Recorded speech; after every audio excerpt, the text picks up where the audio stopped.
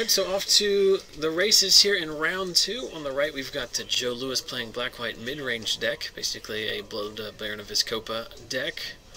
His opponent is Justin Carpenter, who's playing red-green monsters. We saw a similar matchup in round 1 of tonight's feature match, but these two decks built slightly differently. The same colors, the same general style, but Justin's deck much more aggressive as he does play Stormbreath Dragons and Domries. And Joe's deck a little bit more controlling as you see a Last Breath. Garrett's deck from round 1, like I was mentioning earlier, basically a mono black deck splashing white for a very few cards, whereas Joe's deck seems to be basically a blue-white control deck with the blue replaced by black removal cards. So a pair of Last Breaths taking out the early plays from Justin. Apologize for the glare there, but they've got boxed into a spot in the store where I can't really work around the glare. So Justin, hinging on his draw hinging on mana dorks, and both of them have already been killed here. So a turn 3 duress from Joe is going to reveal. Do you know what that split card is? It's the one that like does damage equals to its power or something. But we're taking a Domri, revealing 2. You don't have to go ask. Don't worry about it. Revealing 2 Boon Satyrs, a Gore-Clan Rampager, and a Pelucranos, as well as the I think it's Flesh and Blood, is what it is, which is an interesting card that Justin's been toying with the last few weeks.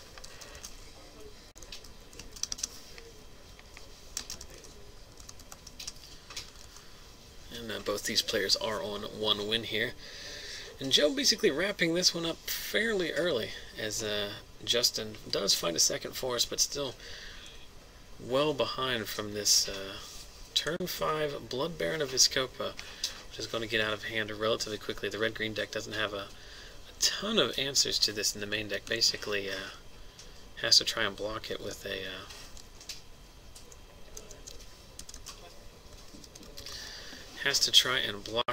a giant green creature. Serving in for 7 here, Joe forgetting about the Boon Satyr apparently, or just wanting to trade the Boon Satyr with his Mutavault, I guess. I think you would want to do that. Looks like they've incorrectly adjusted the life total counter, as Justin should be at 16 off of the damage from the Blood Baron last turn.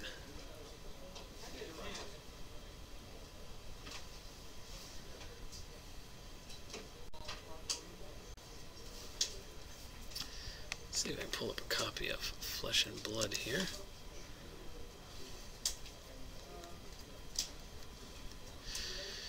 And there is a pack rat at end of turn.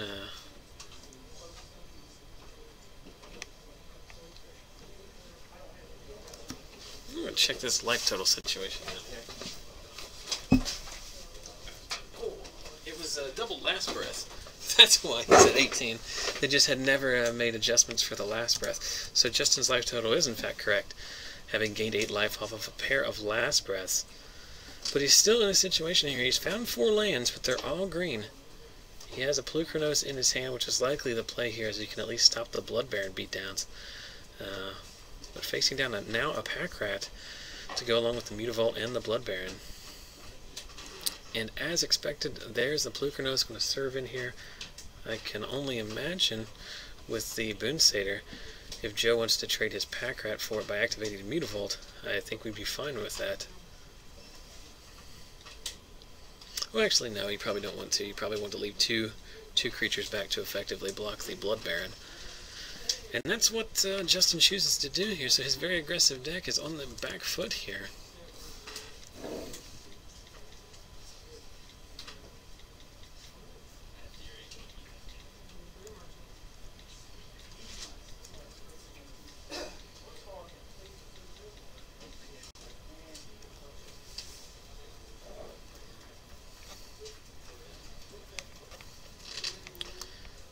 Bring up for the time being a copy of Flesh and Blood. So exile a creature card and make a giant one, or target creature control deals damage equal to its power. So interesting card there. Meanwhile, as expected, a removal spell takes out the Pelucranos, Hero's Downfall in fact. Then Joe's going to serve in with a pack rat. And a Blood Baron casting another pack rat pre-combat and leaving up his Mutavault to animate. So effectively attacking in for 3 here with that. I think you just slam the Boon Satyr in front of the Blood Baron, don't you? Because if he gains 4 more life, it's going to be a 10-10, right? Yeah. It doesn't have first strike, it's just a pro-white, pro-black lifelinker. The chat pointing out RX Phantom very correctly saying that we're hoping for a scenario in which we can enchant or bestow a Boon Satyr onto a Boon Satyr to create the almighty Boom Boom Satyr, which I think I like that. And then Joe's going to activate to get another point of damage there. I think this is a mistake from Justin here. We'll see how it pans out for him, but so that's going to be a 10-10 flying lifelinking pro-white, pro-black Blood Baron. I mean, I guess maybe I'm missing something here, but I think I would have just jammed that Boon Satyr in front of the Blood Baron. I guess that's a satyr. I can't imagine a scenario in which that's not very good.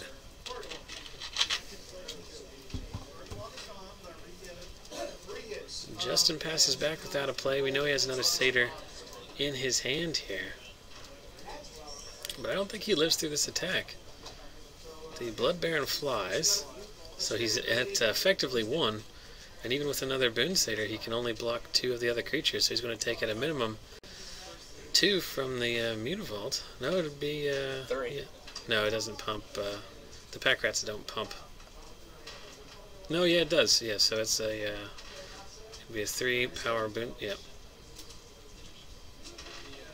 So it's just. Oh no, the Mutavault is only a 2. You're right. My bad. Yeah. Because it's not a copy of it. It makes the other ones bigger, but it itself is not bigger. Make another pack rat. Is it an 8/8? I mean, I'm very capable of missing interactions here. Oh, there's a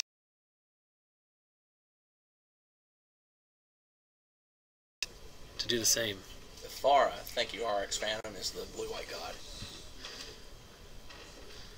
So, despite the fact that I have not updated the titles, Justin on the play, down a game in a round 2 feature match, stumbling on mana, but not necessarily because he didn't draw it, but because Joe took care of his first 2 mana creatures, and his red-green monsters deck does have draws that are heavily dependent on his Caryatids, or I should say his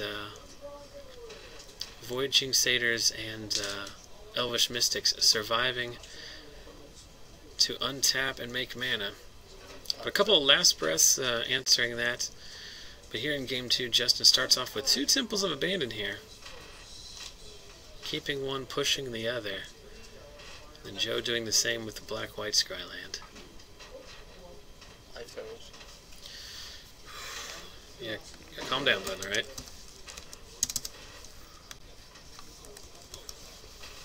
So Joe resolves a turn 2 Thoughtseize here, showing Boon Satyr, Mizium Mortars, a Shock, and a Stormbreath Dragon,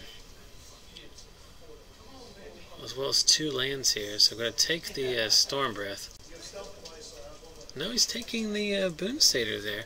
Stormbreath not nearly as good against the black-white deck as it is against the blue-white deck.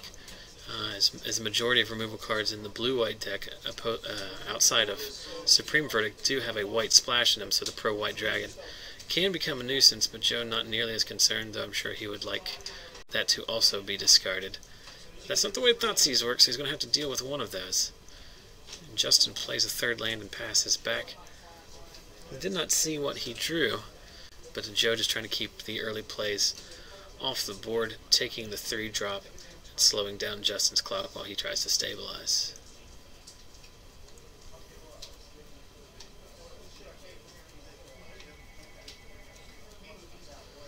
So Justin plays fourth lane, just passes back. So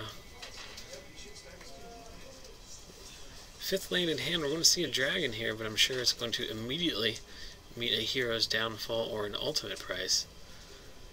So Joe, not having cast anything at this point, surely has a handful of removal. And all of his removal is live at this point, including Devour Flesh, since Justin hasn't been able to protect his fatties with a Mana Dork.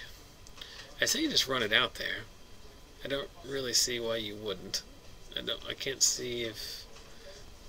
two lands, a Shock, and a Storm Breath. The latter two cards we knew about from the Thoughtseize. I cannot make out what the fifth card is. I think it's another land. So, I mean, you just have to run the dragon out here. You don't have the luxury of waiting until Joe taps out. You're not worried about it resolving. You're worried about it living to attack 5 times. How did we not cast it? I don't understand. But Joe content to just play a Godless Shrine and pass his turn back.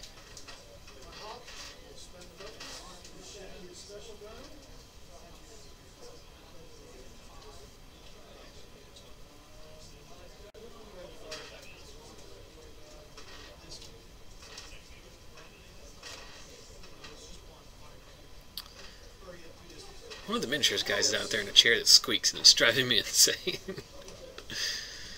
So as expected, Doomblade answers the Stormbreath Dragon.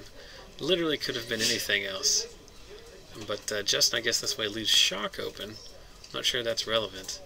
4 mana for a Desecration Demon. That's going to be difficult for Justin to deal with. Does he have a Mortars? Did he reveal the Mortars off of the earlier... I didn't see it. He draws a Flesh and Blood, so I guess we can Shock Mortars here and take care of this Desecration Demon. But that's clearly not where you want to be in this matchup. But sadly, without some early pressure, I think that's where Justin has to be. Looks like the rest of his hand is a Flesh and Blood, a land, and a Domri. Domri not really good in this spot because Domri would just come down, potentially miss on drawing a creature, and then would die to a demon attack.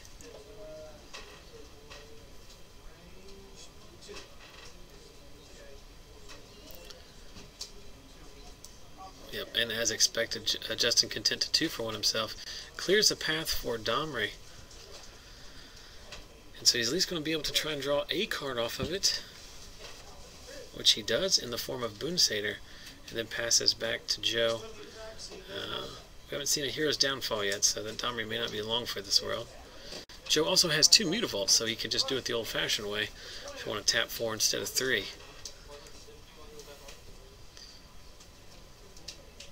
Did he forget he has another? Nope, there is a Blood Baron. So interesting. I don't really like this line of play because Justin can now play a Pelucranos and fight with the Domri and kill the Blood Baron. That will still get Domri off the table, but if you just attack with the 2 Mutavaults, you don't lose your Blood Baron. Of course, Justin does have to draw a relevant card here.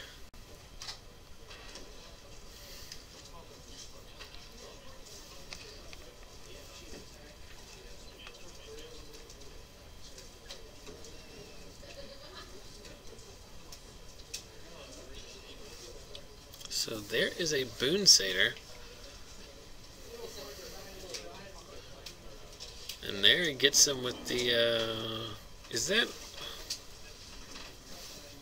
Flesh and Blood, is it just red-green? I think so. Well, they're going to move past the point where it doesn't matter, but I'm pretty sure the way that works is if he's just casting the one card, because part of it's got black in it, doesn't it? Yeah, Flesh has black. Alright, so when you cast it, you're only casting the half that you choose, so that's only a red-green card, I believe. If you were to, say, reveal it off something and make them discard a black card, I think he could have discarded it at that point. But meanwhile, a lot of stuff going on here. A ultimate price takes out the Boonsatyr. Take care of Domri. We start serving in with Mutavaults. So Justin down to 16, but more importantly, Justin down to very few relevant cards in his hand. He does draw a Mortars here. 6-drop, is this going to be a Garruk? The best card that Justin could have drawn. Let's see if he can refill his hand with the +1.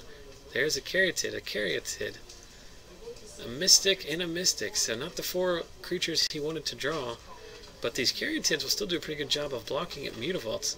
You can put 1 on board, and that will keep his Garruk at a reasonable loyalty count. But a Hero's Downfall is going to clear it out directly.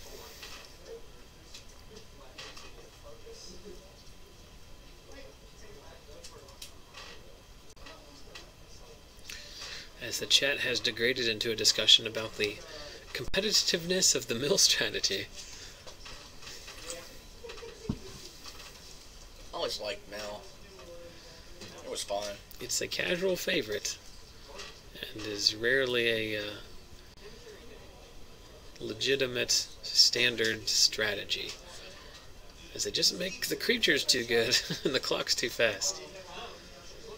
So a second Blood Baron makes an appearance. Justin is stuck here.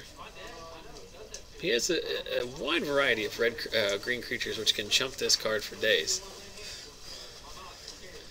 But with Joe at 18 life here, he's going to have to figure out a way of actually dealing some damage in this game. There's another Caryatid we know about. There are the 2 Elvish Mystics we know about. And there is a Mortars, so Justin drawing pretty good off the top. Last turn a Garruk, this turn a Mortars. But not to be outdone, Joe plays his 3rd Blood Baron of the game. And Justin now hellbent. There's a Lifebane Zombie. So Justin up against it. Not sure how many Mortars are left in his deck, and at this point, his only other out would be a, well, he can draw a variety of creatures here, but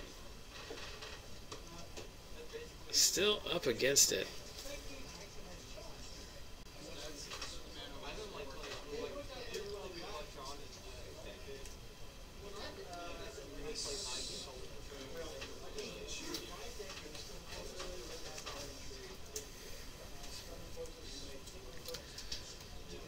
Ugh. I don't know what we're attacking in with Elvish Mystics at this point. 22 minutes remaining in the round, according to the official clock. Serving in with Elvish Mystics here. Winning the moral victory of actually dealing some damage, but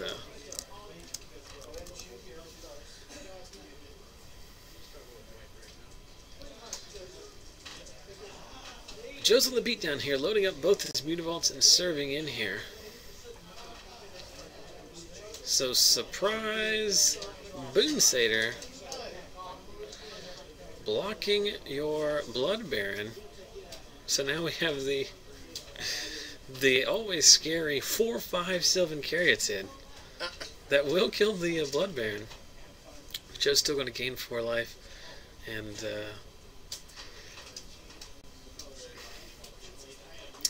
Justin is going to take, I'm not sure exactly how they did that math there, but life total showing 9 versus 20 here. So let's see what Justin draws off the top here. Both players hellbent, but Joe landing in Underworld Connections. And again, Justin drawing very well off the top. This time a Domri, and this seems like a good spot to fight your Boonsatyr or one of your Elvish Mystics. Yeah, that'll be fun. Doesn't really matter. But now we can start beating in with our Elvish Mystics. I'm sure when Justin put this deck together, he's like, well, I need a win condition, so of course I'm going to put in a playset of Elvish Mystics for the beatdown. Green beans. Yeah, but he's going to be up against it here. While he's stabilized and he has a board presence, he really doesn't have any kind of real clock. And Joe is drawing 2 cards a turn off this Underworld Connections, as Justin wasn't able to really do any damage in the early game, and Joe's life totals. He's got a lot of life to work with as far as a resource.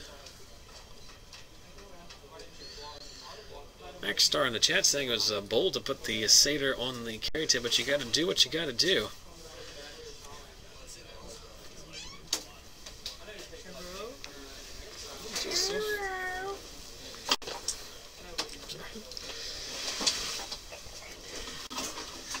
So Joe with a ton of mana here, he finds an Encroaching Waste, which is basically useless at this point. Good against opposing Mutavault decks, but not really good here. Merciless Eviction, naming creature, I would imagine.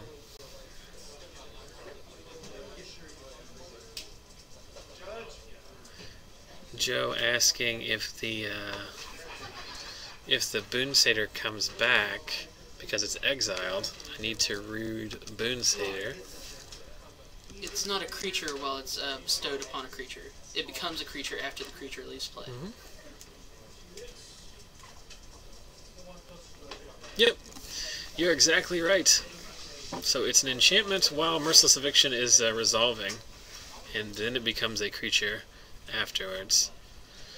Which, basically the text on the card explains that, so I think they could have avoided a judge call if they just... RTFC, George! That's what the kids... Yep. So Justin ticks his Domri up. Whiffs. I did not see what he drew naturally for the turn. But Joe, still with the Underworld connections. They've moved the life total counter off to where I can't see it, but life totals have not changed. More importantly, Joe with 2 Mutavaults here.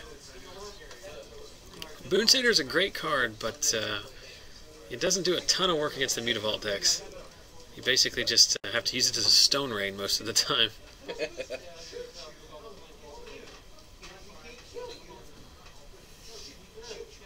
I was actually checking the Boon Satyr to see if I didn't know if Bestow triggered off the graveyard or something. I didn't think it did, but wanted to, since I have the resources in front of me.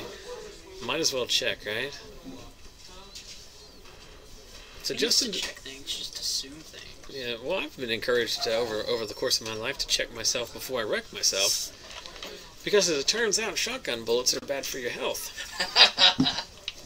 So Justin is debating an attack here. He can serve in, offer the trade, but because Joe does have mana and a Mutavault up, his Domri is dying next turn regardless. Unless he has an instant speed removal spell in his hand, which I do not think that he has in his deck. And Joe is not going to trade one of his Mutavaults for it. He's just going to go down to 12. And then he is going to vigorously untap. Draws a card for turn. Looks like we found a good one here. 3 mana. For Liliana of the Veil. Or Lifebane Zombie, revealing another copy of Domri, so that's why Justin was more than content to offer up the his Domri. But like I said, his Domri was going to die anyway, because Joe had 2 Mutavaults. Even if he left the creature back to block, it was going to. And Joe's safe to split his attacks here, having revealed the card in Justin's hand before combat, knows that there's no way his Mutavault into Domri can die. So Justin down to 7 here. And there is a Domri and a Xenagos. Jeez. But we knew he had a Domri, but the Xenagos right off the top to go along with his Mortars top deck, his Garrick top deck, and the first Domri top deck. So Justin has had a bad string of luck in the early parts of these games, but is running pretty good here. Secondary. So in response to the Xenagos activation, Joe is going to cast Devour Flesh, which will make Justin bin his Boon Satyr, and then a regular old 2/2 Satyr shows up. Did we not activate Domri here? Guess maybe he's thinking about whether to trade the Satyr and the zombie. Well, here's the thing. One of those planeswalkers is one of those planeswalkers is going to die regardless. But this way, you kill his Lifebane Zombie. I think that's definitely the way to go. Yeah. Is to get the zombie off the table. Because if Joe wants to kill the Domri, even if you take it up, he'll kill the Domri. Yeah. He'll swing in with 2 Mutavaults and a Lifebane Zombie. I think. Ugh. Yeah, he'd kill the Xenagos as well. Yeah, he's going to be able to kill the Xenagos with Lifebane Zombie because of Intimidate no matter what. Mm-hmm. And then Domri, he can't kill with the Satyr back. Yeah. But then it also allows you to force through damage as he has to tap down both of his Mutavaults that way. Yeah. I mean, there's multiple lines there. I'm not sure. I'm not sure what's best or whatnot. Yeah.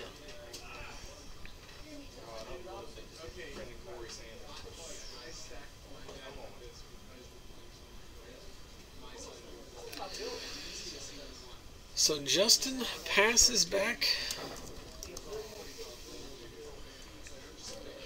1/9 life. Joe draws a card for turn, draws another card off of his Underworld connections, and then surges in with the team here. We'll just have to try and figure out where he's attacking based on how the game progresses here, Yeah. as he's not really indicated how he wants to do that. So chumping a Mutavault, trading with another Mutavault with a Satyr. And Joe's just attacking. That's pretty ballsy here, isn't it? Well, he is on a 2-turn clock, so now. Yeah, but But he also has, all he has to do is make a Satyr and fight the Lifebane zombie at this point. Yeah. Or draw any creature, or draw mortars, or draw a black creature. Unlikely, but still an option. Well, I mean, could draw a Death Ray Shaman. You can play it. Ooh. Hey, Burn. Joe Deal, shut up. Chat telling you to shut up. I don't understand. I don't know how to read. So here's the. Even though I did read that just now. So here's the worst case scenario, like we talked about. Justin doing what Justin does best, which is ripping the. Oh my God! Calm down. Drawing the exact card that he needs. So Rampager hits the board. Fight with Domri. No, he fights the Satyr. Interesting. I guess this way. Well, there's never a reason why that's better, right? That was just a mistake. I was mean my fair share, so, you know. I guess if Joe has Shrivel, he can finish off the Gore clan, right? Instant speed shrivel. Oh, is it a sorcery? Yeah. Oh, okay. Gore Clan has trample though, doesn't it? Yeah. That's probably why he kept it back. He does. It's not a matter of keeping it back. It's a matter of, do I use it to kill this Lifebane zombie? And keep Satyr. Because it definitely does not die to 3 power of damage.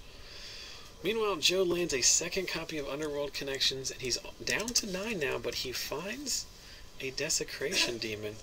But the Demon actually not that great here, as Justin can effectively fog it every turn with the Xenagos.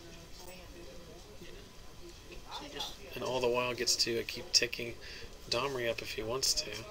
So that's how we should start our turn here, is to activate, Activate something. he makes a Satyr with Xenagos.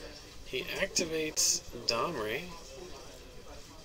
I guess we're looking for a Storm Breath at this point. You don't attack here at all, you just sit back and wait, right?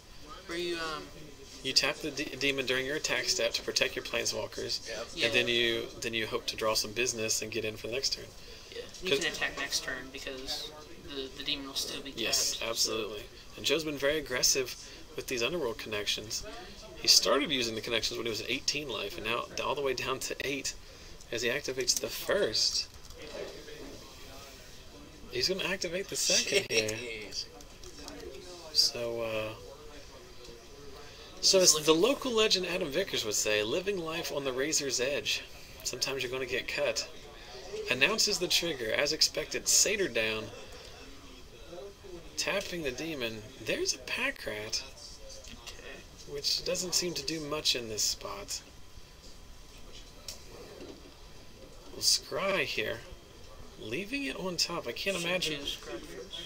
Yes, you should always give yourself the most information, but it's a little thing I think people don't realize. I think people think because you can't draw the card, it's not going to affect your decision.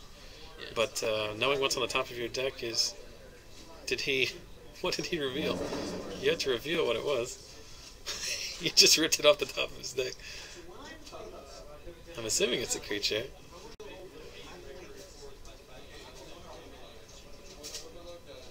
Oh, it's a... Oh, he just drew it for his turn, didn't he? Yeah, he didn't Domri, he just drew for his turn. Okay. Because Domri's still on 4, likewise. Good point, Joseph. I certainly hope that's the case. Yeah. Because otherwise, then he did a bad thing. So he made a satyr, then recast Xenagos to make a second satyr, right? Yep. Those 4-mana satyrs. Utilizing the new Planeswalker and Legend rule. So here we can fight with Domri to kill the pack rat. Well, that's not going to do anything because Joe has a grip full card and 1,000 mana. So Joe's going to make, at a minimum, 2 pack rats this turn. Remember earlier when I said that pack rat's not going to do much? That's because I forgot what pack rat does. And there was a point at which Joe was hellbent in this game, and despite saying that he has 2 other connections, I still think that he's hellbent. But it looks like he's floating 2 cards. So depending on how Justin plays this, representing lethal if Justin doesn't play around the pack rat tokens. So we've already activated Xenagos. We don't think we've activated Domri here.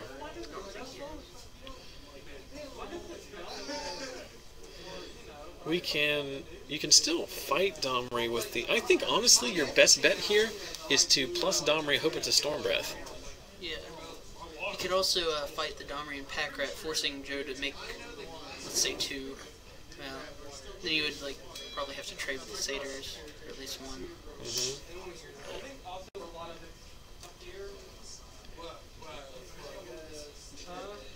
So we're doing something in response to the activations? Oh man, my skin's itchy. I took a shower when it was bad. But I thought my skin is irritated. So essentially the same thing. And now Joe has to do skipping. I have no idea what happened. It was a kind of a sloppy end of the game, as I honestly don't think Justin realized the interaction there with Packrat. I think what you do is you fight with Domri, and then it forces him to make the 2, and so he only got 2 of them. Then you can shock one of them, and then you attack in, and he has a Packrat. So he can chump, but you're still going to take 4. You still have creatures to sacrifice to the demon. And you're still in a pretty good spot there. Because he doesn't have anything to attack. He only has 1 mutable at that point. And, I mean, Joseph has life there. I don't think it's too far away from being good enough. But Justin not seeing the pack rat line and not using the Domri to fight. Or, there's 2 things that could have happened. He either didn't see